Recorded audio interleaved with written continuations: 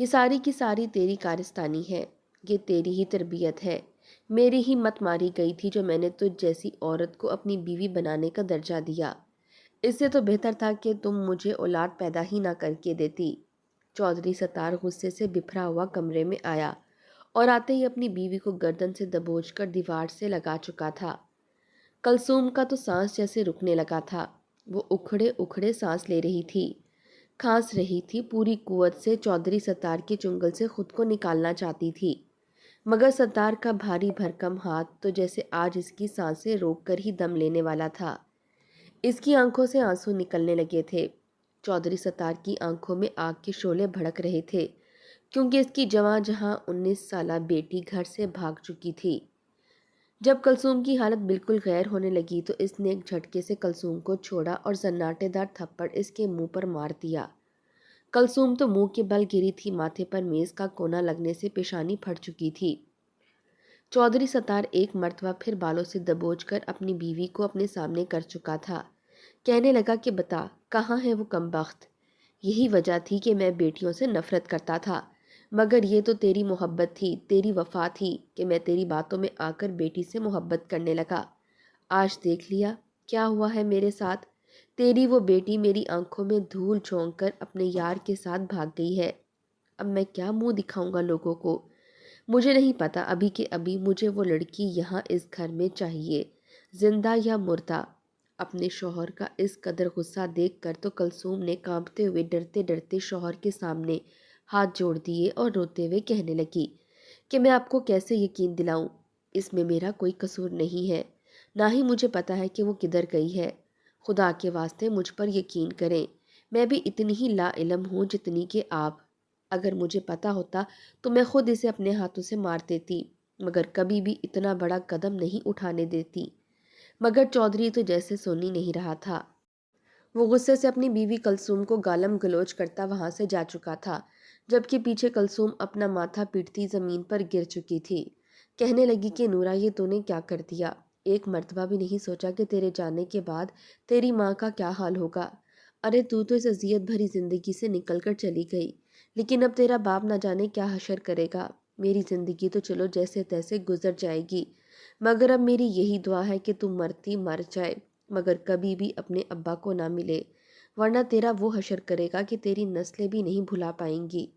یہ سوچ کر کلثوم پھوٹ پھوٹ کر رو رہی تھی۔ چودھری سرتاج اپنے خاص لوگوں کو بلوا کر حکم صادر کر چکا تھا کہ کسی کو کانوں کان خبر بھی نہ ہو اور میری بیٹی کو بھی ڈھونڈ کر لایا جائے۔ ایک دفعہ مجھے میری بچی مل جائے میں اسے عبرت کا نشان بنا دوں گا۔ چودھری ستار کے خاص لوگ مختلف گاؤں اور علاقوں میں جا کر نورا کو ڈھونڈ رہے تھے، آنے جانے والی ہر گاڑی کو اسلحے کے زور پر چیک کر رہے تھے۔ نورا چودھری ستار اور کلثوم کی اکلوتی بیٹی تھی۔ عبدالستار ایک لڑکی کو پسند کرتا تھا اور اپنے والدین سے بضد تھا کہ اس سے ہی شادی کرے گا، مگر جب شادی کی رات اس نے کلثوم کو دلہن کے روپ میں دیکھا تو جیسے وہ اپنی ہر محبت بھول ہی چکا تھا۔ جس قدر خوبصورت کلثوم تھی اس پر اس کا حسن جادو سا کر چکا تھا۔ وہ اس کے ساتھ بڑی ہی محبت کے ساتھ رہنے لگا۔ کچھ ہی روز بعد جب کلثوم حاملہ ہوئی تو چودھری نے خواہش یہ رکھی کہ مجھے تو بس بیٹا چاہیے، میں اپنے خاندان کا وارث چاہتا ہوں۔ ابا کہتے ہیں کہ جس کا پہلا وارث بیٹا ہو وہ ساری زندگی کامیاب رہتا ہے، مگر یہ کلثوم ہی تھی جس نے اپنے شوہر کی سوچ بدلی تھی۔ کہنے لگی کہ نہیں، ہرگز نہیں، یہ تو پرانی سوچ ہے، ہمارے دین میں اس طرح کی باتوں کی کوئی گنجائش نہیں ہے۔ لڑکا اور لڑکی دونوں ہی ہمارا خون ہوں گے، چاہے خدا ہمیں بیٹی سے نوازے یا بیٹے سے، ہم کون ہوتے ہیں خدا کے کاموں میں مداخلت کرنے والے۔ کلثوم کی یہ باتیں سن سن کر چودھری ستار بھی اپنی سوچ بدل چکا تھا۔ جب اس کے یہاں نورا کی پیدائش ہوئی تو اس نے خوشی سے پورے گاؤں کو دعوت پر مدعو کیا تھا۔ چودھری ستار اپنے باپ دادا کی طرح ہی اپنے اصولوں کا پابند تھا اور ہر ایک کو اصولوں کی پابندی کرنے کا کہتا۔ اگر کوئی اصولوں کی خلاف ورزی کرتا تو اسے سخت سے سخت سزا دینے سے بھی پیچھے نہ ہٹتا۔ جیسے جیسے نورا بڑی ہوئی تو چودھری ستار کے خدشات بھی بڑھنے لگے۔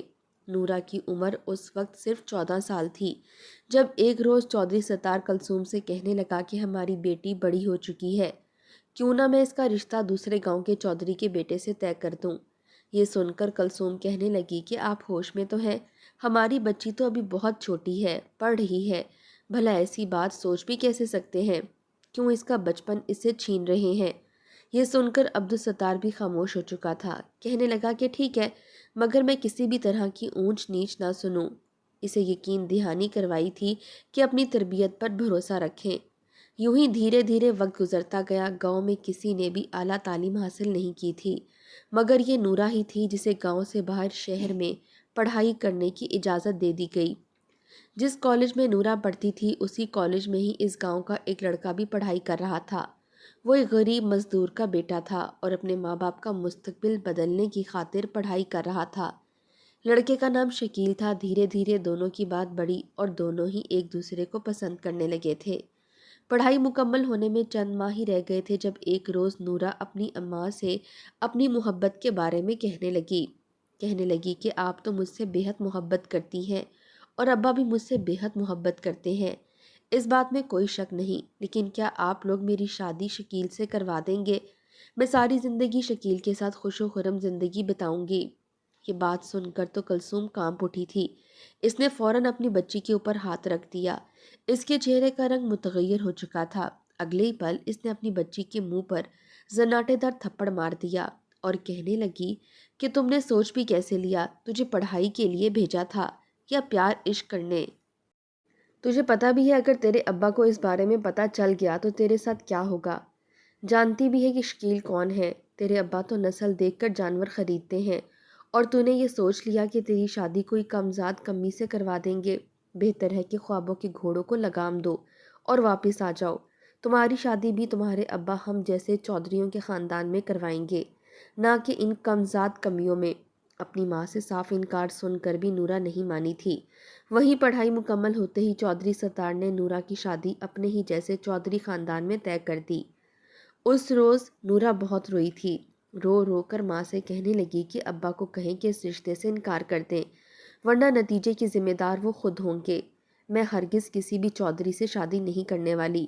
مگر کلثوم اسے سمجھاتی رہ گئی۔ اگلے روز نورا اور گاؤں کے چودھری کے بیٹے کی بات پکی ہو گئی تھی۔ باہر مہمان آئے بیٹھے تھے۔ چودھری بار بار کلثوم سے کہہ رہا تھا کہ جا کر نورا کو لے کر آؤ، مہمان کب سے بیٹھے انتظار کر رہے ہیں۔ مگر جیسے ہی کلثوم کمرے میں آئی تو کمرہ خالی تھا۔ نہ ہی نورا کا قیمتی سامان پڑا تھا اور نہ ہی وہ خود موجود تھی۔ بس ایک خط پڑا تھا کہ اماں میں شادی کروں گی تو صرف اور صرف شکیل سے۔ مجھے آپ لوگوں کے اقتدار اور اصولوں کی بھینٹ نہیں چڑھنا۔ یہ خط تھا یا موت کا اعلان؟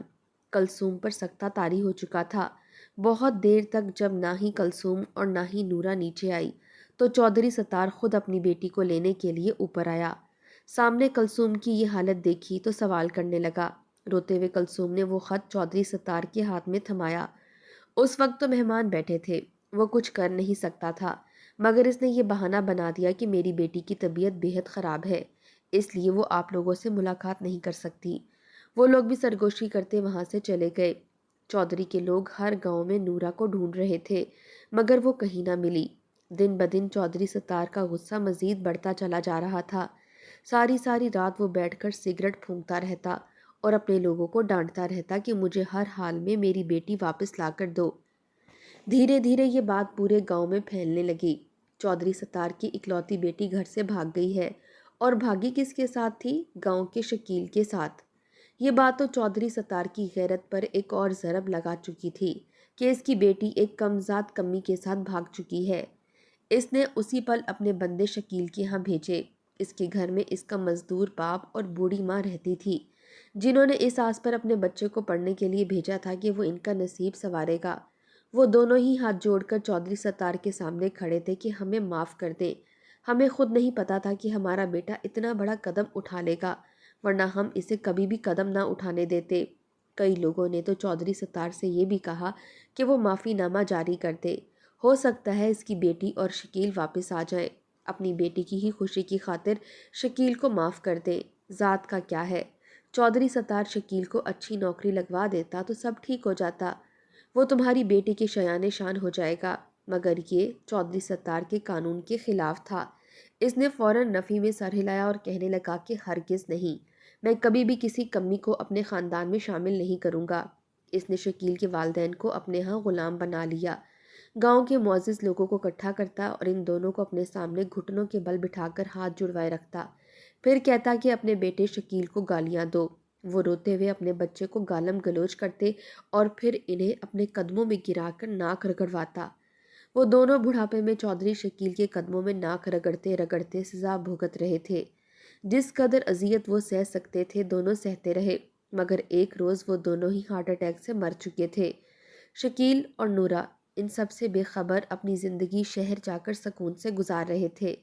इन्हें लग रहा था कि कुछ अरसे बाद सब कुछ नॉर्मल हो जाएगा, वो वापस जाएंगे तो इनकी ज़िंदगी मामूल पर लौट चुकी होगी।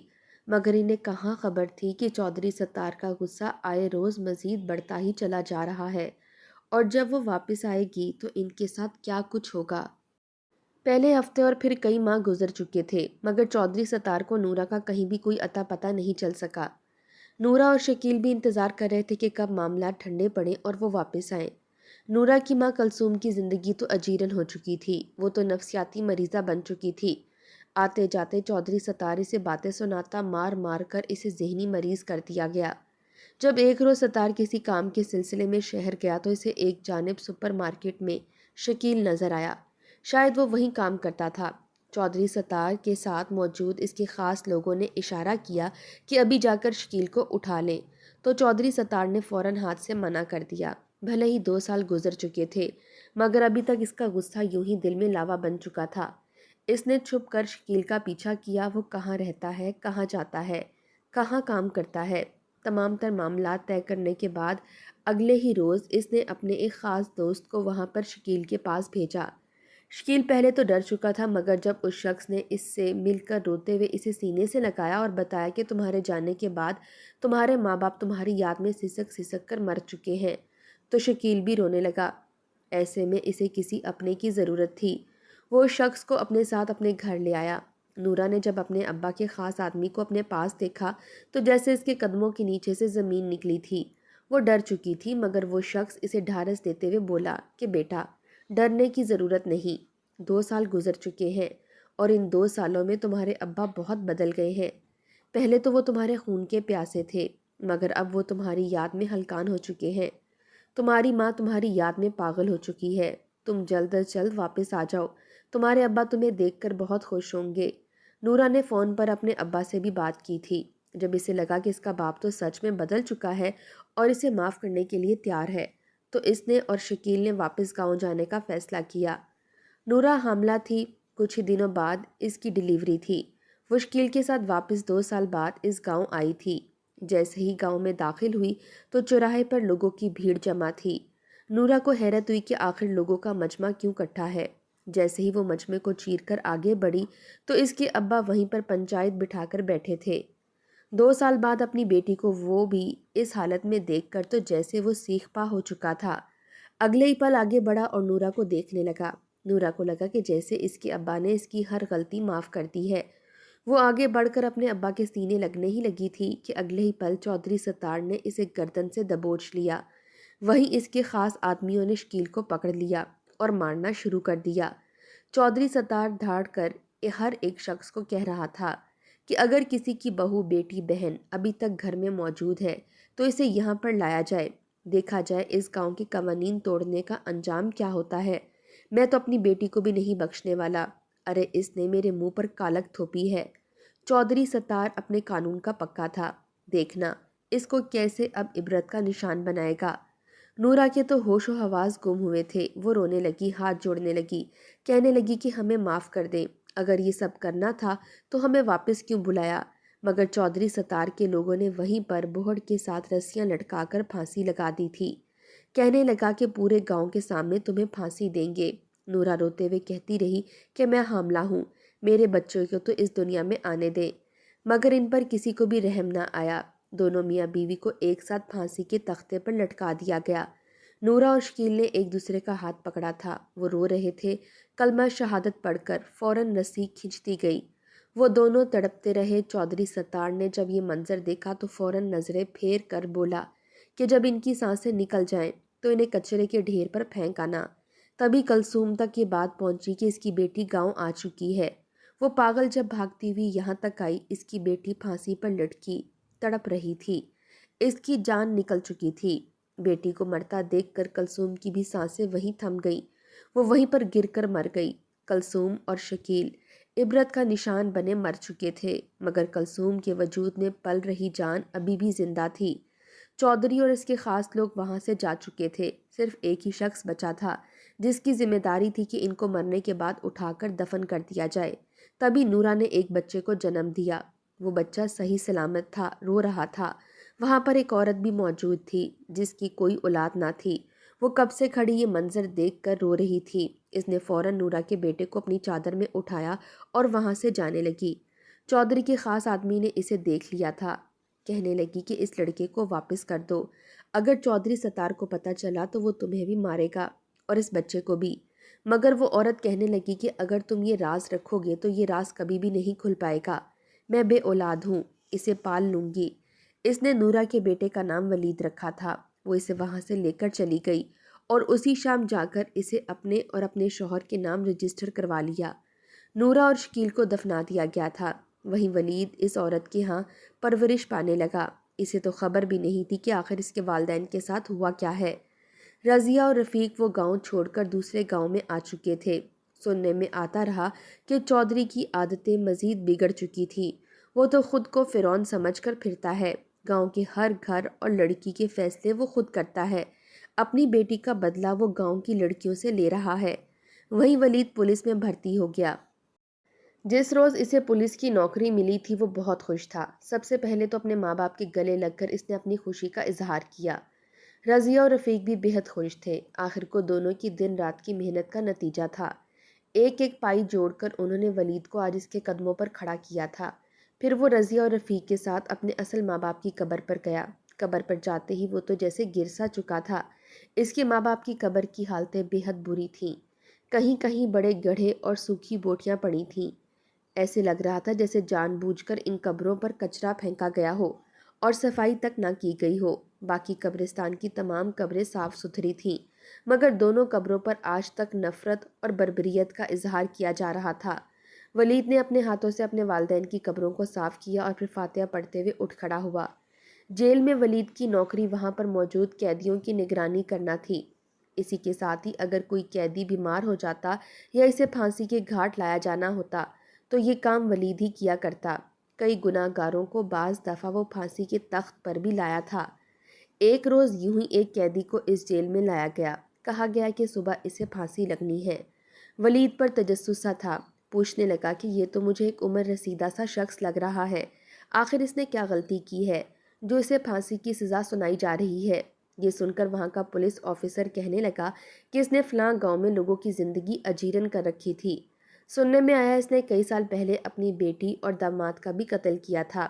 بڑی ہی بے دردی سے انہیں مارا گیا تھا اور پھر گاؤں کے ہر گھر میں اپنی حکمرانی جتانا، جو بھی اس کے قانونوں کی خلاف ورزی کرتا وہ اسے موت کے گھاٹ اتار دیتا۔ اب تک یہ 25 لوگوں کو قتل کر چکا ہے۔ اس جیسے شفاق دل انسان کی تو جلد از جلد پھانسی ہی ہونی چاہیے۔ یہ سن کر ولید بھی سوچ میں پڑ چکا تھا اور اگلی صبح فجر کی نماز کی ادائیگی کے بعد اس شخص کو جیل سے نکالا جانے کا کہا گیا۔ پولیس آفیسر نے ایک نظر ولید کو دیکھا اور پھر کہنے لگا کہ جاؤ جا کر فلاں قیدی کو جیل سے لے آؤ۔ ولید حیرت میں مبتلا تھا کیونکہ یہ تو اس کے کام میں نہیں تھا، مگر افسر کا حکم ماننا ضروری تھا۔ وہ جیل میں گیا تو وہاں وہ قیدی موجود تھا۔ ولید نے اس قیدی کو تھاما اور اسے پھانسی کے گھاٹ کی جانب لے جایا جانے لگا۔ نہ جانے کیوں اس کے خون میں جوش سا آ رہا تھا۔ ٹھنڈ میں بھی اس کا وجود پسینے سے تمتما رہا تھا۔ ایسے لگ رہا تھا جیسے اس کے خون کی گردش تیز ہو چکی ہے۔ پولیس افسر جو کہ پکی سی عمر کا تھا، سامنے کھڑا یہ منظر دیکھ رہا تھا۔ جب ولید اسے پھانسی کی تخت پر لایا، اس کے منہ پر سیاہ کپڑا باندھا اور پھر اس کے ہاتھ باندھنے کے بعد رسی اس کے گلے میں ڈال دی۔ اتنا سب کچھ کرنے کے بعد ولید ایک جانب کو ہٹ کر کھڑا ہونے لگا تو پولیس افسر نے ایک مرتبہ پھر ولید کو اشارہ کیا، کہنے لگا کہ نہیں ولید، جا کر لیور بھی تم ہی کھینچو۔ ولید کو دھچکا سا لگا تھا، سوالیہ نظروں سے پولیس افسر کو دیکھنے لگا۔